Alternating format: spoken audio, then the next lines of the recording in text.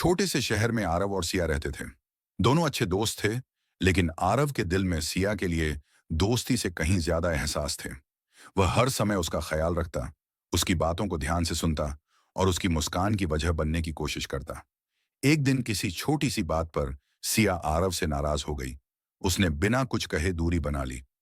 आरव को बहुत बुरा लगा, क्योंकि उसका इरादा कभी सिया को दुख पहुंचाने का नहीं था। उसने सोचा, अगर मैं चुप रहा तो यह गलतफहमी और बढ़ जाएगी। अगले दिन आरव ने हिम्मत जुटाई और सिया से मिलने पार्क पहुंचा। सिया एक बेंच पर बैठी थी। उसकी आंखों में उदासी साफ दिख रही थी। आरव धीरे से उसके पास गया और बोला, सिया, अगर मुझसे कोई गलती हुई है तो मुझे माफ कर दो। मेरा मकसद तुम्हें दुखी करना कभी नहीं था। सिया ने पहले कुछ नहीं कहा। आरव ने आगे कहा, तुम मेरे लिए बहुत खास हो। जब तुम नाराज होती हो तो सब कुछ अधूरा सा लगने लगता है। अगर मेरी किसी बात से तुम्हें बुरा लगा तो मैं उसे सुधारना चाहता हूं। आरव की सच्चाई और उसकी आंखों में झलकता पछतावा देखकर सिया का गुस्सा थोड़ा कम हुआ।